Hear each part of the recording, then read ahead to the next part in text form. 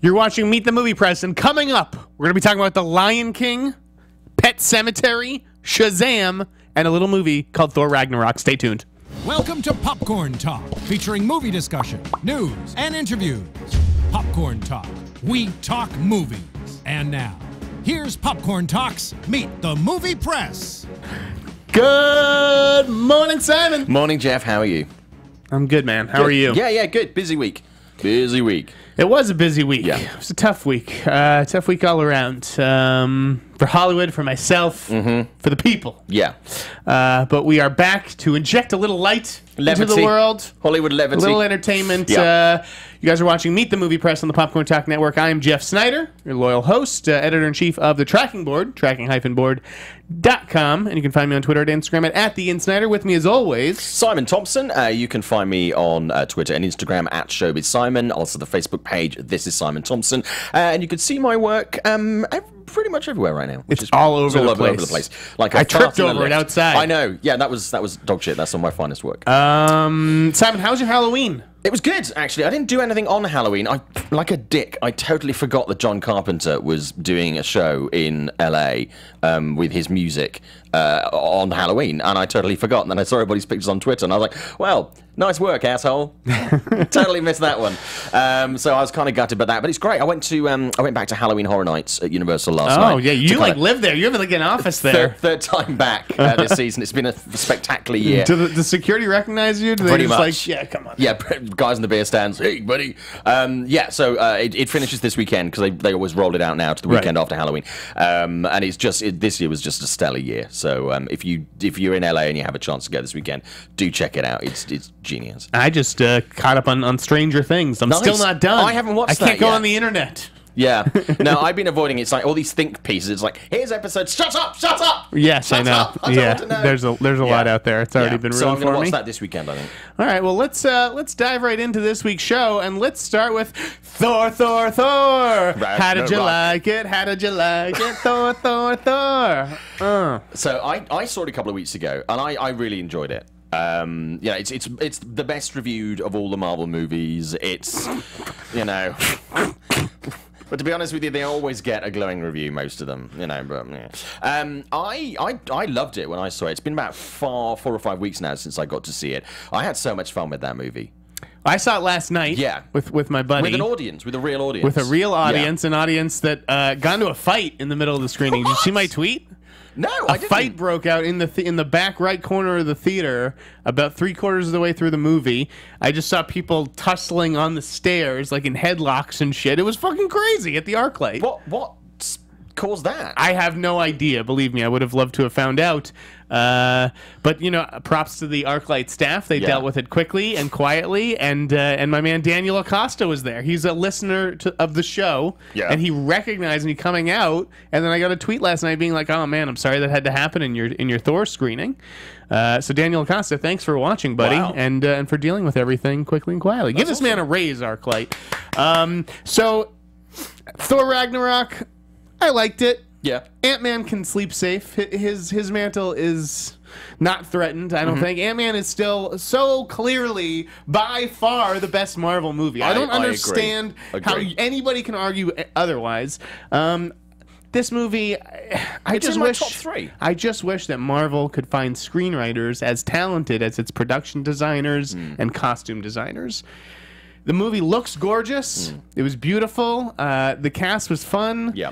There's some funny lines, but man, what is this plot? What is this stuff? Simon, can you explain to me what Hella's plot was? Like, no, I this is something I had. This is one of the few problems I had with the movie, to be honest with you. There was only like a handful in total. I thought she was just completely superfluous, kind of wasted, and I also don't think she was used enough in the movie. Her presence was kind of there, but it was really it was Thor's movie, Hulk's movie, Tessa Thompson's kind of movie, and Jeff Goldblum's movie, and then villain, another afterthought kind of Marvel on top villain. Of that. For me, it was like if I have it correctly, she's just trying to get a sword the whole movie, and then the sword will allow her to rule, and she'll rule more than the 9 lands that she ruled before. There were worlds she didn't get to. Like, and then what is the plan once you take over and now you are the ruler? Is it to enslave people? Is it to kill everyone? Like, I don't get what the fucking plan is. It seems we talked about this before, where some of the Marvel movies and certainly some of the DC movies, they have a problem with having the villain right. It's just world domination. And this, and this seems to be an ongoing issue with both franchises. But yeah, I mean, I really enjoyed her in it. But it was kind of she was good. It was like she was fun. It was nice to see her vamp it up. Yeah, strong female villain. I thought it was cool when she'd go like this and the horns, antlers would come out or whatever the hell it was. Yeah. Yeah, Goldblum was fun. Honestly, my favorite character in it was Taika himself. What's his name? Korg. Yeah, he was great. The genius. I can see a spin-off, or certainly spin-off things. I'd love to see for the next sort of Thor movie, if they do one, or if they do, for Infinity War, I'd like to see that character come back, and I'd like to see some of the the fun stuff they did with Thor at home and with his flatmates. Yeah. I'd love to see him and those two characters together. Like that would be fun. This wasn't a bad movie. I suppose I enjoyed myself last night. I was looking for a palate cleanser. Me and my buddy saw Thelma, which was a little slow for our taste. So we were like, Thelma got out at like 9:02, 9:03, and we look at each other, and the movie's at 9. Thor was at 9:15. So it's like, can we get from the screening room to the ArcLight in 12 minutes? And we made it. Thelma, of course, the spin-off solo project from Thelma and Louise. Something like that. Yeah. Yeah, I have a problem with some. I'll tell you, I like the score. I like the score a lot in Thor Ragnarok. I just have a problem with some of these. It's all just the same. All these Marvel movies are kind of the same. Like, can they just run the script past me? I will help them. I think that's fair. It's getting that way. I think certainly there's quite a few now that do have this levity in it. You've got the ones that are sort of more serious in action, the ones that have the levity. And this possibly had more levity than any of them. But this is definitely in the Ant-Man Guardians levity camp. And then you've got the more serious sort of Civil War kind of movies where it's serious with some levity. But I updated my blog last night with my 2017 rankings, and I was trying to figure out where Thor Ragnarok belongs. I gave it 2.5 out of 4 stars. I put it right below Guardians 2. I think I preferred Guardians 2 to this, just because there's an emotional element to Guardians 2 that this movie was lacking. It's just, I like that it didn't take itself seriously, but at the same time there was no real weight to it. Yeah, see, for me, I much preferred this to Guardians 2. Guardians 2 for me was a big disappointment this year, unfortunately, because I loved the first Guardians movie. I really enjoyed that, and that's probably my top 5 of Marvel movies. But this I enjoyed considerably more. I think this one, what for me, this one got right where Guardians 2 got wrong was the balance between the action, the humor, etc., was much more honed. I think it was a more consistent. It was very consistent. Yeah, I'll give you that. But also having at times its own compartment, obviously like a little aside. But I really like the way this was done. Me, for Guardians 2, it's kind of like they took too much humor and then kind of forgot to put in all the natural flow between the characters, which didn't kind of work as much. I don't know if I'm putting too much emphasis on the story, having gone to screenwriting school, as my degree is in. I just don't know if I care too much about it. If I should care less, I mean, I don't know. No, I think you're right. I mean, the screenwriting could have done with some extra work, but if I'm bluntly honest, I don't think many people, what I refer to as normal people, go to these movies, whether it's Marvel or DC, for the script. Right. Yeah, you're right. They just want to see fun shit happen on screen, and that's kind of why they buy their tickets. Okay. So anything else to say about Thor? No, I mean it's gonna do well. Let's look at the box office. Let's just dive into box office. Do it up front. Yeah, it's gonna do. It did 14.5 last night. That's really good, right? Which is good. It's below Guardians and it's below Spider-Man. But it was higher than Guardians 2, right? Higher than Guardians 2, and higher than Deadpool, I think. I have to read the article again, but it's looking at a weekend about 100, 118, which is good. I think it's actually going to do a little bit more than that because I know a lot of people who are genuinely pretty excited. The buzz as far as movie buzz among normal people over the last couple of months, this is certainly on the higher end. I know a lot of people who are anticipating seeing this opening weekend. So I think it could do well. I think we could see it possibly go a little bit higher, maybe 120 I could see that possibly happening. That seems to be around the ceiling, 120, 125. I think that'd be fine. I don't think 125. I'd be surprised if it hits that, but certainly around 120. And then really the only other wide opener this weekend is A Bad Mom's Christmas, which did previews of 4.5 and is looking at 23 to 26 for the weekend. That's for the 3-day, right? For the 3-day, yeah. Because it opened Wednesday. Did you see it? Yeah, I saw it. I went on to see it last week because I did the cast after the show last week. I went straight from here to the hotel to chat to them. I didn't like it. I mean, I laughed occasionally. It just didn't have the same feeling of the first film. This was very much, it felt like 3 films. It felt like dick jokes and women getting drunk, mother-daughter stuff, and then Christmas. And none of the 3 elements of this film, which all kind of had to be there. Scenes, it was a very much like, we're going to change the tone, we're going to do this. That's a good point. And it was just choppy. It just didn't quite work for me. I mean, you know, there's some spectacular dick jokery in here. So I think that the filth level, the filth game, is high. Very, very good. Then that just doesn't sit with everything else. It's interesting. Some of the reviews that I've seen on, I've you know, even Drew said it was very well cast. Oh yeah, no, the cast is great, really good. But some of the reviews that I've seen, it's almost like men seem to be having more fun with this one because it's a little bit more crass, and I've seen women really take it to task. Some female critics just being like, you know, you're trying to make the girls' version of The Hangover, or like make it like a funny guy movie, and it's just not working. So that's just been an interesting divide that I've noticed in the reviews. I think it's quite interesting. We don't see that many sort of, you know, adult Christmas comedies. I mean, probably the strongest ones that come to mind are like this one, Bad Santa. Bad Santa 2 was terrible. You know, we don't really see that many of these, and I think some people find it a little bit difficult to, pardon my French, swallow dick jokes at Christmas. But it's fine. It's not as good as Bad Moms, and I think they should stop this now. We get it. Mums get drunk and get Larry. That's fine. But you know, it'll do fine. It'll do okay at the box office. I'll catch it as a rental in a few months. I'm not going to rush out to see that. It's just not quite. It doesn't really fulfill all of its potential. But Hollywood, please give Kathryn Hahn her own movie, because I fucking love her, and she is by far the best thing. I love her and Mila and Kristen together. I think they work really, really well. But Kathryn Hahn, I could watch her all day. I absolutely love her. I'd like to see her as like a comedy villain in something. Yeah. But seriously, she delivers filthy jokes like they're going out of fashion. It's just brilliant. I love her. So. Okay, let's move it along. Okay.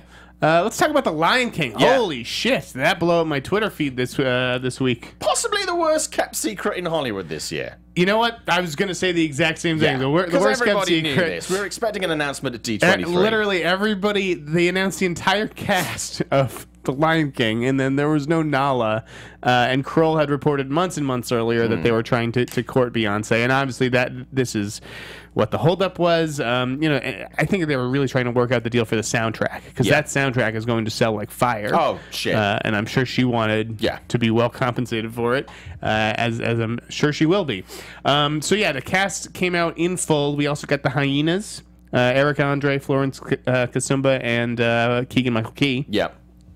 John Oliver. Yeah, they confirmed him, and they confirmed Seth Rogen, Billy Eichner, and man, what a cast! This is what I put on Twitter, and Jesus, I love the cast of the original Lion King. I think they really, really cast that well. But this is just a different league. I'm genuinely really excited about. I couldn't believe the pickup that my tweet about Hans Zimmer got. I had Questlove tweeting with me yesterday. Wow. Yeah. Apparently, there's just a bajillion Hans Zimmer fans. I couldn't believe how strong the Zimmer people came out. The Zimmer frame. I don't even know what to call the Zimmer fans. Obviously, he won an Oscar for doing the original, so he's coming back. You know, I think Questlove had expressed some interest in doing the music for it, and I'm not. It's not that I'm not surprised. I'm surprised they didn't go with like an African American artist, like, you know, maybe Pharrell Williams, somebody like that. But if Hans Zimmer wants to come back and do it, why wouldn't you let him? Yeah, you know, absolutely. You can't make this a racial thing just because, you know, the cast of Lion King is obviously going to be heavily African American. I think this movie makes $1.5 billion, maybe even $2 billion. I think it's going to be gigantic. Yeah. I think it's going to be something completely of its own. I mean, I was very excited and very pleased when it was announced. I was just going into Call Me by Your Name when this dropped, and I was like, oh shit, now I've got to turn my phone off. And I just was like, yeah, everybody knew knew this was going to be the case. But when you just saw that final piece of the jigsaw come in, you're like, this is really going to be something that's a lot of pressure special, on Jon Favreau, but judging by what he did with Jungle Book, I didn't have high hopes for, if I'm really honest with you. Jungle Book has never been a favorite Disney film of mine at all, and as a book, it's like it's fine, but you know, just this is like Fav's. But also, with a cast like this, it's going to be kind of hard to fuck it up. Because a lot of these guys and women are very, very talented. James Earl Jones knows this subject matter inside out. Billy Eichner and Seth, they're gonna do the legwork. And let's not forget Donald Glover as Simba. It still blows my mind that Donald Glover, who I had all my classes with at NYU, Beyonce is now his love interest. Yeah. Donald Glover, big fan of the show. I understand. He tunes in each week. He's always tweeting about it. So much fan mail from Donald. He's like, oh my God, Jeff! But yeah, no, congrats to everyone who has been cast in that movie. And man, I wish Disney the best of luck. When is that? July 2019? 2019. July 2019. People are, literally, there are going to be people as soon as they could start Fandango booking now. And people would buy those tickets. Speaking of things that they could start Fandango booking for 10 years in the future, Kathleen Kennedy is not... This is shocking news. Kathleen Kennedy not stopping the Star Wars franchise after Star Wars Episode 9. I thought that was going to be the last one. Apparently, they're going to continue making these movies for the next 10 years? Just milking a cash cow. I don't know why this was really considered news this week, that things are going to continue beyond 9. I'm fine with this. I had this conversation with a friend of mine last night. I enjoy the Star Wars movies. I don't get super hyped like everybody else. And I'll be honest with you, Last Jedi, the trailer has not had the same effect that Force Awakens did when that came in. Rogue One, I thought was a stellar action trailer. This, for me, I'm still kind of like, I really want to see it, but I'm like, it didn't blow me away as a trailer. I'm okay with there being more Star Wars movies. I'm just worried about dilution of quality. And I think at the moment, quality is kind of a bit of a hot topic for them because they just need to make sure there's the strengths that they have, they continue to play to those, but they don't become samey, and it just doesn't become a little bit washed out as a franchise. That's my only concern.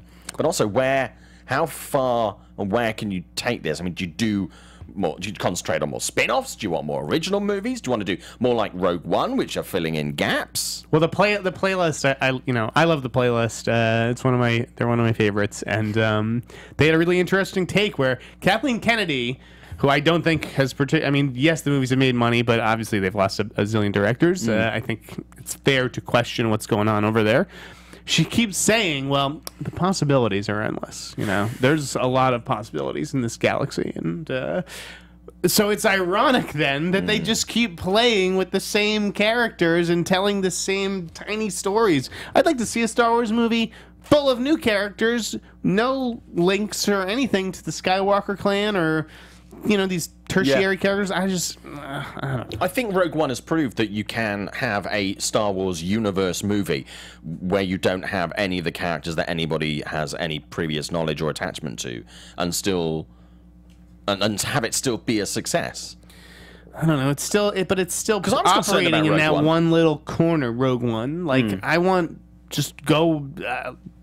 There's a whole other galaxy, a whole lot of other worlds. I don't know. Try something new. Rogue Harder.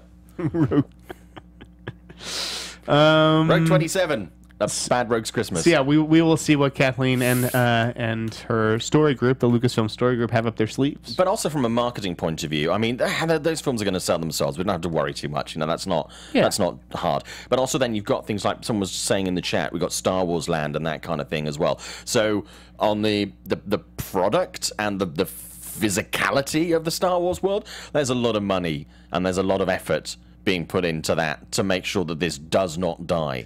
Right. And it would never die, it might just go further down the ladder of hot topics, but Star Wars will never die, and people will still keep spending money on it. And if you don't have that many other original ideas, wants to make money.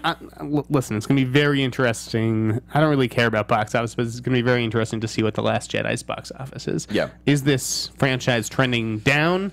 Is there a way to make it even bigger than it is? I just look at something like Star Trek and how by that third Star Trek film, not that Star Trek is on the same cultural level really as Star Wars, sorry Trekkies, But yeah, by the end, people were just like, I don't care. So I think Last Jedi, as much as I know the majority of people who I think would go and see it are excited about it, I'm not getting quite the same buzz that I got around Force Awakens, because obviously that was the first one for quite a while. Right. But also Rogue One last year. I know a lot of people who are very curious about this. And this, I think people are already starting to feel that, yes, they will go and see it because they like Star Wars and they're looking forward to it. But it seems more of a tradition, a routine that they enjoy, rather than them going to see it because they specifically are excited about it. Yeah, these movies are flop-proof. Yeah, I mean, it's going to be a massive hit. And I have a lot of faith in Rian Johnson. I think that this is going to be the best one, regardless of whether they can cut a good trailer for it. Sometimes you just can't cut a good trailer for a great movie. That's kind of the charm of the movie. And sometimes you cut a great trailer for a shitty movie. Well, we've seen that a lot. We have. And speaking of The Last Jedi, there's a lot of theaters who are... Well, you're saying that they're refusing to show it, or are they going along with this? Well, no, they're considering not showing The Last Jedi, and the reason is because when you, for those of you that don't know, when you are an exhibitor, when you're a studio, you have certain deals in place with movie theaters about just what revenue you get and that kind of thing, and how, you know, sort of the finer print about the logistics of making sure people get their money, how many screens, how many showings they have to hit. So basically, apparently, Disney have turned around to a number of distributors and said that they want to take 65% of ticket sales. So Disney take that 65, so it's very much the lion's share. Now, obviously, movie theaters, we all know it's a well-known fact that they make the majority of their money from things like concessions, so popcorn, etc. That's why they're so expensive. Very low cost, very high yield. But 65% of ticket sales is inordinately large amount. But also there are certain things like the fine print where if a movie theater decides to pull a screening for whatever, they will then have to give another percentage, so 5%, you know, to make up, and every screen has to be, if you want to cancel a screening, it has to be approved by Disney. So it's a very tight, but I mean, Disney, Lucasfilm, you know, many other things, like the Warner guys with Harry Potter, they're very specific about what they do and how things are presented, etc., etc. But 65% seems a little bit, that's a chunk more than that's only usual. After 500 million, though, right? Yeah. Yeah. Yeah, no, I thought that was a really interesting story in the Wall Street Journal. We know it's going to walk 500 million. Yeah. So these returns would be pretty much guaranteed. Yeah, no, I have, I think, Neil writing something about it today. Okay. Just that model is very interesting to me. I think Disney has done it before for certain movies. I think Phantom Menace was actually one of them. And don't forget, there was the big disagreement, the big kerfuffle with Quentin Tarantino about the Cinerama Dome, where, you know, he wanted to have Hateful Eight shown in the Cinerama Dome in LA, and basically then it went to Rogue One because was it Rogue? Yes, it was Rogue One. Or was it Force Awakens? When did that? It was Rogue. I don't know. Oh, it was one of the two. And basically, they put the Star Wars movie in there instead. And he was like, "Well, they promised me, blah blah blah." But again, it was a Disney saying, "We want that." Right, that's the thing.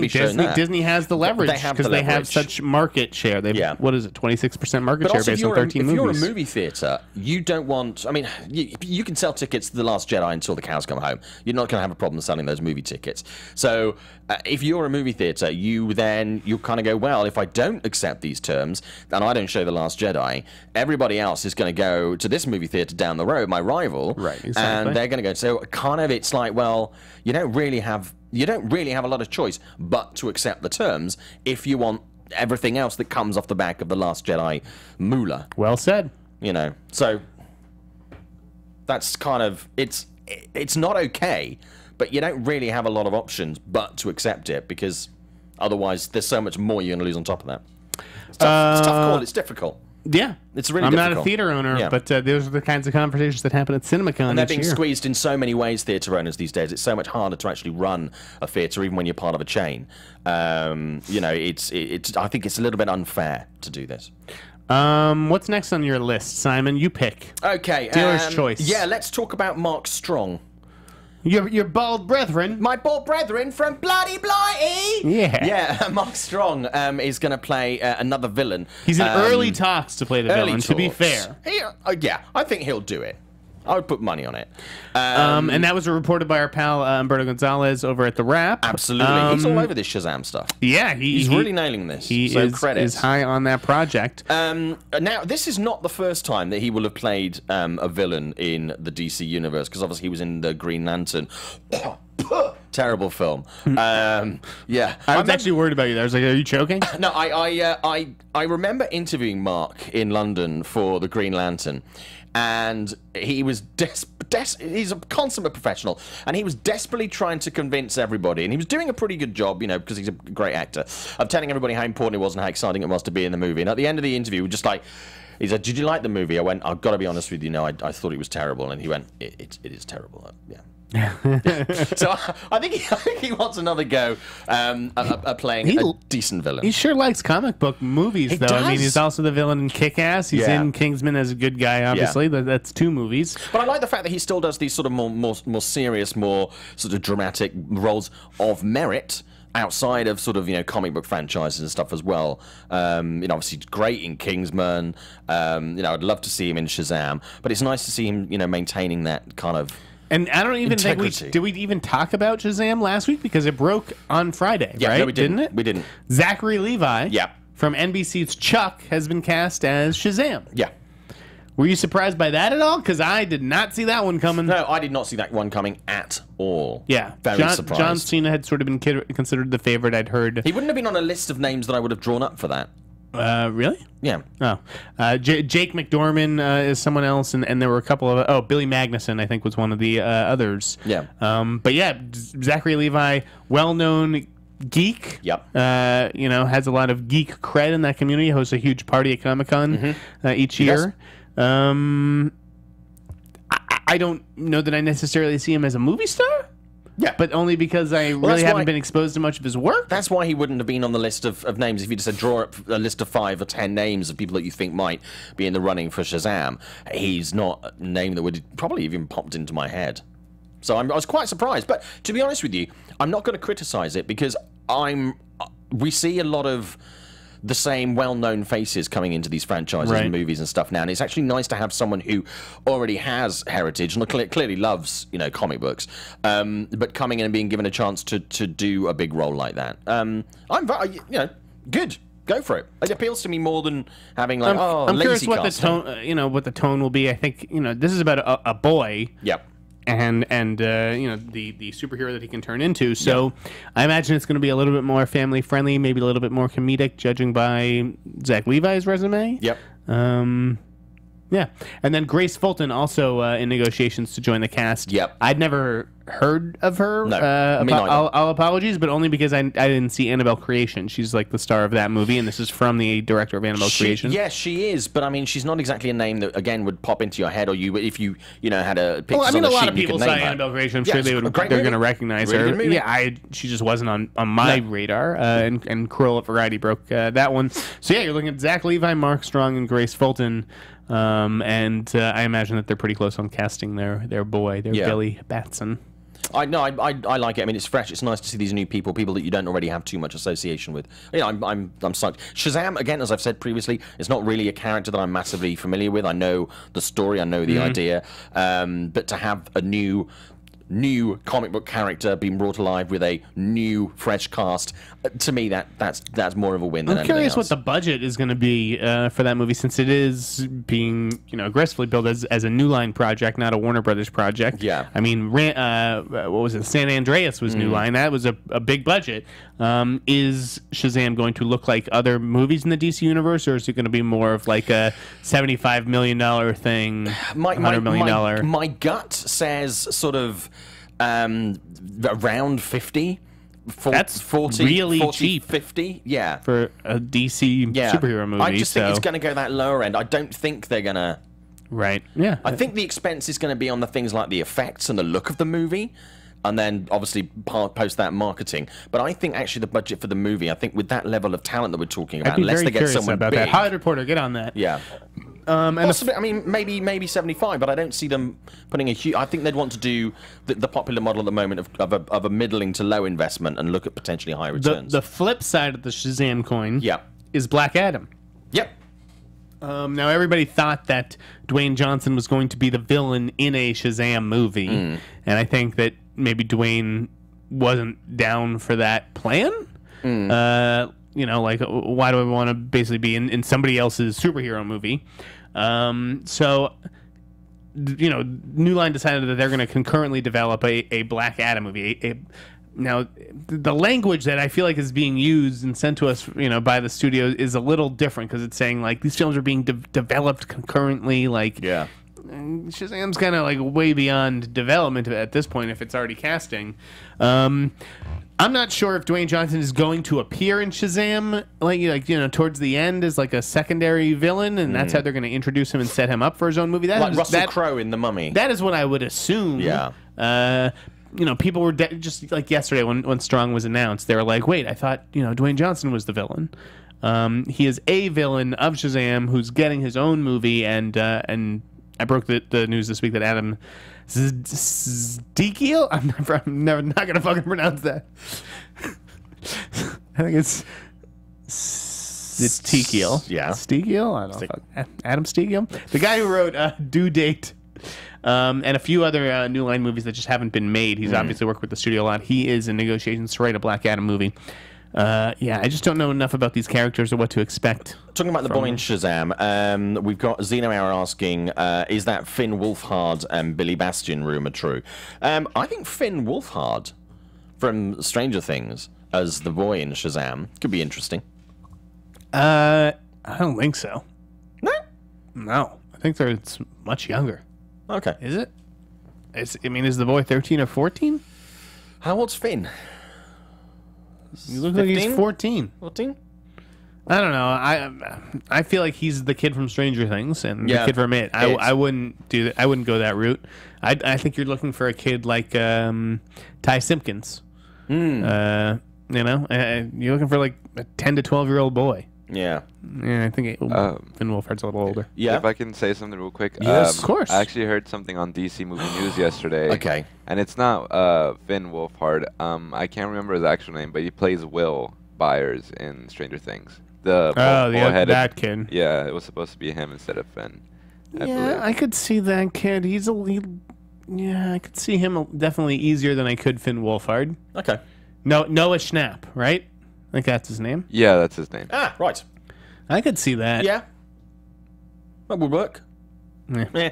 It's not up to us. No, it's not. Are they basically going, now every single casting agent in Hollywood's going, okay, which of the Stranger Things kids can we get? Yeah. Which I haven't seen season 2. I haven't seen. I've been avoiding spoilers all week, so. I don't know. Those kids are like kind of the Stranger Things kids now, you know? Yeah. Although Millie Bobby Brown continues to impress me on a daily basis. She's just such a Can you say that 3 times fast? Millie Bobby Brown, Millie Bobby Brown, Millie Bobby Brown.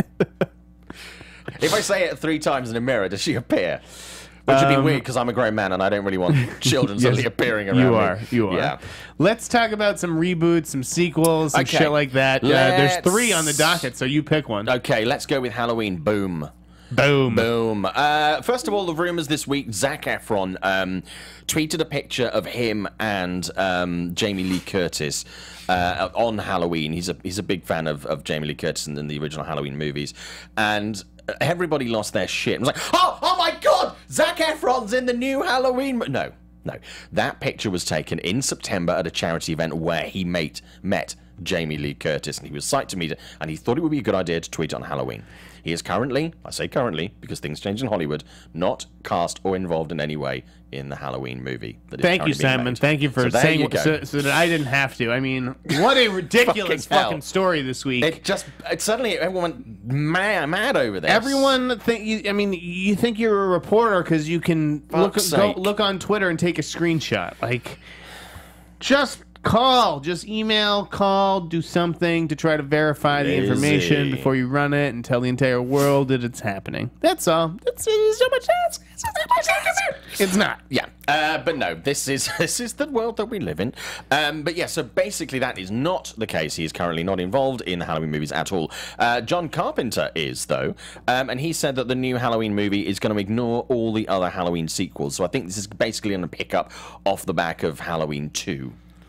That's a sequel. Like this is like the mixed message. I have to say the mixed messaging on this movie has been a fucking disaster. I think unless they're going to go back to Halloween, the original Halloween, they should just come out and say what the fuck it is at this point because everyone's like, well, no, it's going to pick up after this movie or it's going to take this into account and like, come on. I actually have something to say on this one too. The last thing I heard from this was actually it's going to pick up after the original Halloween. The original Halloween, not Halloween 2. Halloween 2, because Halloween 2 is where they reveal that the Laurie Strode is actually a sister to Mike Myers, and I believe David Gordon Green didn't like that idea, so they're starting off. They're going off the second one. I never liked that. I never liked that they're related. Yeah. Okay, because originally they had said it was going to be Halloween 2, but this makes more sense. They did say that. Yeah. That's what I'm saying. Yeah. So this will then obviously be after the first Halloween, which I think is great. I still love that movie, although I do love Halloween 2 as well. Yeah. But yeah, so that's what we know about Halloween. You go for the next one. Next one is because I know nothing about the one that begins with a Q. Let's talk about Pet Sematary. I love Pet Sematary. Actually may even love Pet Sematary 2 more, which is not a popular opinion. It's a great movie though, and it got it got a couple directors. I believe it's Dennis Widmeyer and Kevin Kolsch, right? They did Starry Eyes. Did you see Starry Eyes? I did. What'd you think? I liked it. I didn't love it. Really? No. I didn't. I liked it. I didn't love it as much as everybody else. A lot of people kind of got really excited about it, but I did like it. I didn't love it. I'm fine with this hire. Yeah. Interesting. I support studios like going after guys like this. Like I was excited when David Bruckner was going to do Friday the 13th. Yeah. So I think this is that same kind of hire. I mean, it is that same kind of hire. Paramount as well. I just had to say I didn't really love Starry Eyes, but I'm totally open to these guys taking this on and look forward to what their take is. Yeah, no, it's actually talking about those guys. I had a really interesting chat. I'm going to put it up either this weekend or early next week with Joe Lynch because his new movie Mayhem comes out next week. And I had a really interesting chat about him with these guys and related to some other projects and stuff as well, and remakes and reboots and stuff that he might be interested in doing. Which is quite fun. So that'll be going up on Forbes next week. Okay. But yeah, so the Q, the Leap. Yeah, Quantum Leap movie. It was announced a couple of weeks ago that apparently Donald Belisario had been working on a script. He had a script. It was already sitting somewhere ready to be done. Looks like this Quantum Leap movie could actually be a thing that would happen rather than just something that someone's written and is now sitting on a shelf just kind of gathering dust. Its source code, though, basically was a Quantum Leap movie, which I love. Duncan Jones movie, great. But I do miss Quantum Leap. I love that TV show. And I think you could possibly have some good fun with this. Come on, Kevin Hart as the assistant. I mean, this is one of those things where it's just like, this is not my property. Like, Quantum Leap and Northern Exposure are kind of Northern Exposure in my head for some reason. Yeah, I think I'm too young for this. I think I'm too young for that property. See, I think that was it Bacula? Is that who it was? Yeah. I don't give a shit. Yeah. I thought you would have been all over. I'm not a big fan of time travel movies to begin with. I'm like, I'm not a Back to the Future guy. No. No. Wow. No. I thought I knew you. No. Wow. No, I think that'd be quite good fun. I think they could have some really fun casting that, and I think, it could be really fun or it could turn out to be horrible. But I mean, because a lot of these TV shows, big range to play there. Well, a lot of these TV shows that get turned into movies, they're more often than not quite horrible. There've been more than a fair few disasters in that area. But I mean, I think Quantum Leap could be something that maybe Hollywood could actually not be so ham-fisted with and could actually make some fun with. Let me ask you, Simon. Okay. Yeah, ask me. In your travels through Hollywood, did you ever meet Tom Ortenberg? Not that I'm aware of. The head of Open Road? No. Well, it was announced this week that Tom is leaving Open Road. Okay. And I just had to say on the show, I think Tom is one of the smartest executives in Hollywood that I've met. He was on the ground floor of Open Road and Lionsgate, two indie studios that went on to win Best Picture. Yep. with Crash and with Spotlight. I liked the movies that Open Road was either making or acquiring and releasing to the world, like Nightcrawler and End of Watch, two great Jake Gyllenhaal movies. Absolutely. The Grey, Joe Carnahan's movie with Liam Neeson. I like Snowden with Joseph Gordon-Levitt. Bleed for This with Miles Teller. So I don't know, what direction Open Road is going to go in the future under Rob Friedman's leadership, but just wanted to pour one out for Tom Wardenberg, who has always been a mensch to me. Do we know where he's heading off to? Or? He may start his own company. That was sort of alluded to in the Deadline piece yesterday. Interesting. So. Was just curious. How would you like a scoop? Oh, you know what? Is it scoop time? I think it time. is. Yeah. Guys, this is a good one. Sometimes, Simon teases these scoops and I'm like, oh, great, what do we got? A start date on some movie I don't care about? This is legitimate, okay? Are you ready? So let's take it away. Okay, here's the full story. So I went to Denver last weekend to see my my in-laws, my brother and sister-in-law and nephews. And on the way back, across the aisle from me, there was a guy who was being very sort of careful with all his papers, and he was worked away through all the flat. And some of the papers had numbers and names on them, and I was like, okay, that's quite interesting. Could be a businessman, could be something else. And he dropped part of this dossier of papers underneath his seat. And he didn't realize, and I was like, okay, I'm going to have a little look and see what this is. And then just as we were coming back into LAX, he was putting all his papers away, and he looked panicked on his face. He was looking for this dossier of papers that was obviously missing. And I was like, hello? I don't think that's just any old bit of paper. So I let him sort of scrabble around for a minute, and then I grabbed the paper, and I pulled it up and said, are you looking for this? And on the front of it was written, Cable Guy, Get Connected. It's a treatment for a sequel to The Cable Guy. Now, it was quite thick, so it's obviously gone past the just an idea. It was quite a thick dossier. So it looks like there's going to be a sequel to The Cable Guy. Wait a second. This is not what you described before the show. No, is that the time I went out with Jim Carrey and Ben Stiller? No, so basically, this was... But this could have been any Joe Schmo who wrote himself a Cable Guy movie, no? This guy was not a Joe Schmo. It was an official logo. The guy was clearly studio. When he saw that I saw it, the look on his face was like, oh fuck, who are you? Interesting. Yeah. That was not the look of a man where it's like, you've just discovered my fan fiction. Was there a studio logo on it? I didn't see a studio logo, but it was a very well written out piece, and with the big logo, Cable Guy Get Connected, with a proper logo. That is... Seriously. So would you actually report that? Like, you are on a plane on this show, but you wouldn't actually put that on Forbes. Like, there's a Cable Guy remake. Forbes wouldn't be interested in that. Variety's interested in that. Would you actually go to Variety and be like, I have a scoop, I saw this on a plane, a thick dossier that said Cable Guy Get Connected? If I was doing it for Variety, I'd call the studio and find out. Okay. But this, seriously, having seen what a treatment is, and having seen the full scripts and everything else, this looked genuinely legit. And the guy's reaction when I saw it... Okay, so apparently the scoop is there's a possibility that there's a Cable Guy remake. Either a Cable Guy sequel. Remake or sequel called Cable Guy Get Connected. Interesting. Highly unlikely that Jim Carrey would come back. Highly unlikely that Ben Stiller. I'm assuming that it would either be something that is kind of like either a different cast, theatrical, or something that would go DVD, Netflix route. What's interesting is I think that there is actually an interesting thing to do with that property. Mm-hmm. But, the Cable Guy, that's like a dying job. I was very surprised. People are cutting the cord. The Cable Guy, huh? Get Connected. Seriously. Okay. When I saw that looked like a very legit I thought you, when studio documentation. You told me before the show, you're like, it's Cable Guy sequel or remake. I thought you'd, talk to someone who was saying, yeah, this is happening. You just saw something on a plane. And did you steal this guy's paper? I did not. I gave it back to him slowly after I'd had a look at it. Because you're like, he's looking around and his face, man, when he saw that I had obviously... he could obviously tell from me that it had piqued my interest.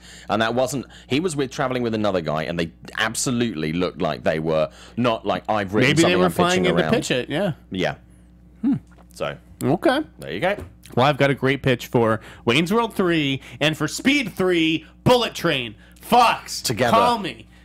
Houston to Dallas. They're building a bullet train. This is... Come on. Bullet trains are huge in China. Speed 3, Bullet Train. Get Keanu and Sandy back together. Boom. Tom Hiddleston as the bomber. People responding to Cable Guy. Don Draper suggested the Cable Guy streaming now, which would have seemed like a logical thing for a title, but it was Get Connected. Sky Patterson, I know what the Cable Guy is. A film that Jamie the Cable Guy flopped. It did. And that makes sense since Tron and Blade Runner also got sequels years later. Yeah. No, I think it's cool. I mean, I would love to see... I love Cable Guy. When I saw that movie in theaters, it was pretty really fucking empty. And I love that movie. And still to this day, it's hugely underrated. I agree with you. And it is also one of those movies that I saw the first time and didn't like because it was sold a certain way. Yeah. But it grew on me subsequently over the years. Yeah, I cannot imagine Jim Carrey coming back to do that. He would not come back for that. He's got other projects on at the moment, like this movie he's doing with Eli Roth, this... kind of monster movie. I'm gonna have to chew on that one, Simon. Well, I'll tell you You've what. given me things to think about. Why don't you take that away? Yeah. And you do a little bit of research on that. I'll drop that on the show. I will. I will do some digging. You got it. And it's stronger than the Zac Efron Halloween story. Yes, I'll give you that. Boom. So there you go. All right, so there's like 10 minutes left in the show. Is there anything that you wanted to talk about before we get to the bad shit that we have to talk about? No, let's get to the bad shit.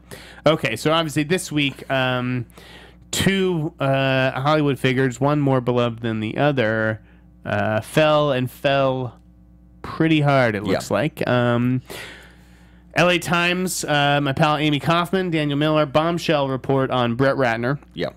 Which had been in the works for a while. 6 women coming forth with allegations, but Amy has tweeted that more than 20 women have come forward since the publication of that story. There's one woman, Melanie Kohler, who went on Facebook, and I had the screen grabs of this stuff, who was alleging vaginal rape from Radner, and he moved quickly to sue her for libel. Whether it's completely false or whether he's trying to potentially, maybe silence other people from coming forward, like sort of scare them off. It is definitely a legal tactic. I feel like I want to be careful because Marty Singer is so litigious. I don't want to say the wrong thing and slander Brett Ratner up here. Everything is, alleged. But yeah, I happen to believe this Melanie Kohler. We know some of the same people, and I just find her story to be very credible. Yeah, she's a very good journalist. Who? Sorry, I thought you were talking about Amy. Amy is a very good journalist. Yeah. Melanie is the girl whose account, who went on Facebook and said Brett Ratner raped me, which is a much different thing than the other women in the Times story. And oddly enough, that story would never have come to light publicly if Brett Ratner hadn't sued her and then made it public. Yeah. And then it was all over TMZ, and then the trades dug in on it. And then you've got Kevin Spacey, and you had Anthony Rapp, who's on Star Trek, right? Star Trek Discovery. But I know and love him from Dazed and Confused, saying that when he was a kid... And also Adventures in Babysitting. Sure. When he was a kid, Kevin Spacey, came onto him, basically picked him up, put him on bed, got on top of him. Anthony Rapp was only 14 at the time, and Anthony Rapp didn't look 14 either. And I don't mean that in the way you normally hear, where guys are like, well, she didn't look 14. She looked, exactly. Yeah. This is the reverse. Anthony Rapp probably looked like he was a 12-year-old kid when he was 14. So that is that's pretty creepy. And then you've also, you start getting people coming out of the woodwork on House of Cards. That there were 8 to 10 staffers who had a problem with stuff Spacey did. There was an incident in the first season. No one even told Bo Willimon, the showrunner, about this stuff. But it's fucked up with the Kevin Spacey, and to get to move away from to what he's accused of. The show, there was obviously big stories this week going, House of Cards is going to end after this season. This was going to be the last season anyway. So And they were looking at doing spin-off shows for characters that had already been kind of put out there previously. I thought it was going to be the last season, just the way, from a storytelling perspective, the way that last season ended. I thought it was pretty clear that this was sort of the last hurrah. Yeah. That said, I've heard that that's not entirely true. There were no real conversations about it just ending this year. Right. That's what I'd heard.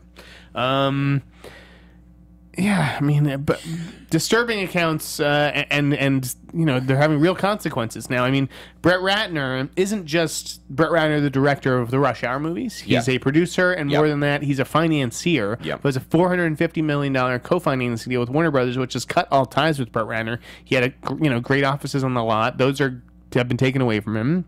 I don't know what becomes of the $450 million.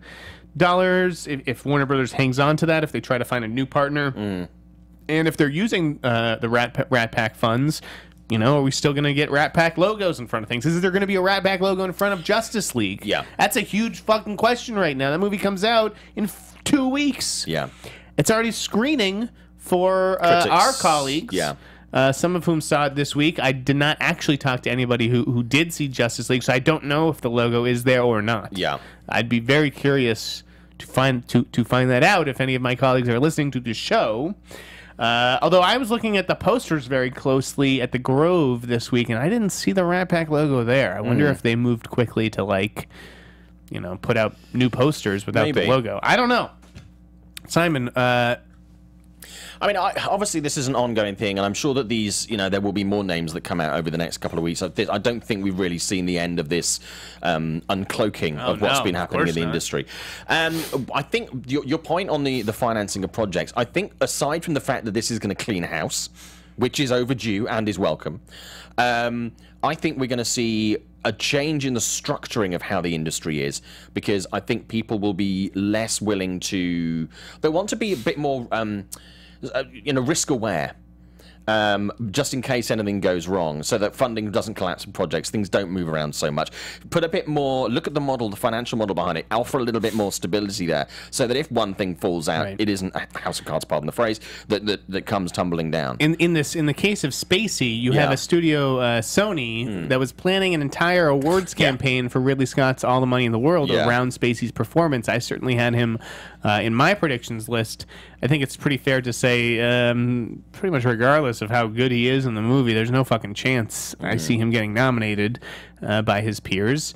And now, they're going to pull him off the PR tour, the promo circuit, and that's going to leave Michelle Williams and Mark Wahlberg to deal with some really uncomfortable questions. I'm sure they're getting all the media training and going over their response down to the last syllable. Yeah, that's going to be rough. Like, if you're a late night host, how do you have Michelle Williams or Mark Wahlberg on the show and not address that? Yeah. And they're not the only ones that are going to come up against this. There are going to be people who, and poor old Michelle Williams, this is probably the second year in a row now that she's been in a movie. With Manchester last year. Yeah, with a male co-star who's has faced allegations of incidents.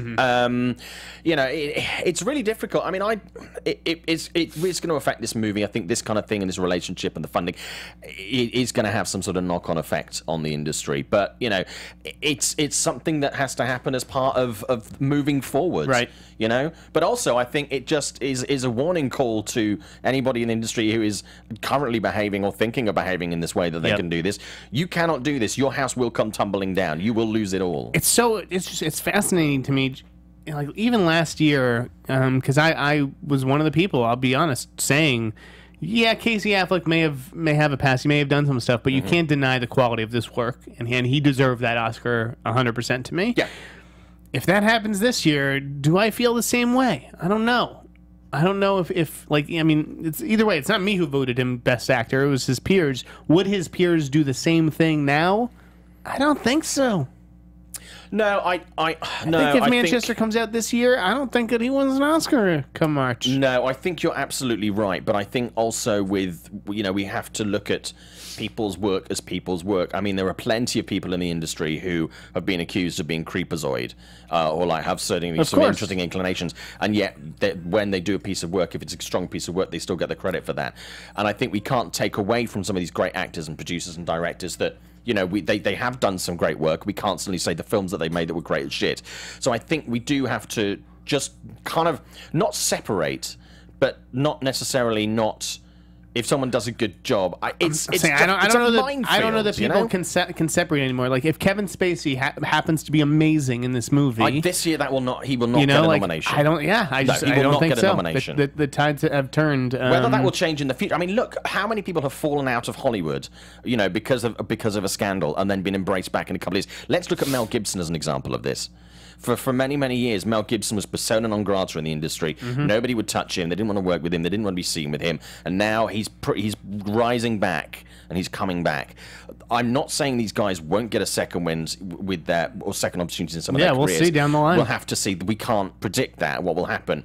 But it has happened before, and it might happen again. But this year, I think you're absolutely right. There will be no award nomination for Kevin Spacey. Yeah. No one would want to put their name on that nomination. It's tough to check that box next to his name. But do you know what? If you do things you're not supposed to do, there is a price to pay. There is a reaction to each action, and that's part of the deal. All I can say is, I hope that that the journalists who are far more talented than I keep going, and don't let threats of lawsuits deter you from reporting some of these stories. Even Variety was getting in on it this week with Dustin Hoffman, and I'm just so curious how this shit is going to affect his people's legacies. Yeah, Dustin Hoffman is a top 10 actor of all time. Are we going to remember him that way? I don't think the stories about Hoffman are obviously on the same level as some of this stuff, but which is what we have to kind of keep. It's like just even debating the levels thing feels creepy. Yeah, it feels wrong. So it does. There is no, like I said last week, someone could be walking stark naked down Hollywood Boulevard, and that doesn't give you the right to touch them or be inappropriate with them. True. So but no, it's a continually shocking and interesting time in the industry, which I think is going to affect the industry in more ways than just cleaning house, and I don't think we're quite prepared for that yet. It's going to touch everybody. It touched my site this week, unfortunately. So, on that note, I think we're going to wrap this up. Is there anything you wanted to plug that's coming, or next week? I've got a great interview with Joe Lynch. His new movie Mayhem hits theaters next week. I'll talk about it on the show next week. Really, a couple of interesting things that he and I discussed. Really nice guy. Really nice guy. Great. Very cool. I don't really have anything to plug myself. I'm going to see Daddy's Home 2. When? Tonight. You'll be seeing Daddy's Home 2, and I'll be in Mudbound. So nice. Very, very different evenings for both of us. That. That's how I felt. I was like, I need to see that. It's time. Everybody I know who's seen it has sung that praises. All right, well, that'll do it for me. Movie Press. You've been watching. Thank you for watching the Popcorn Talk Network, and make sure to rate, comment, subscribe, tell your mom all about that. I'm Jeff Sneider, editor-in-chief of the Tracking Board, tracking-board.com. Follow me at the Sneider. I'm Simon Thompson. You can find me at Instagram and Twitter at ShowbizSimon. I will see you next week. Have a good weekend, folks. Ragnarok. From producers Maria Menounos, Kevin Undergaro, Phil Svitek, and the entire Popcorn Talk Network, we would like to thank you for tuning in. For questions or comments, be sure to visit popcorntalk.com. I'm Sir Richard Wentworth, and this has been a presentation of the Popcorn Talk Network. The views expressed herein are those of the hosts only and do not necessarily reflect the views of its owners or principals.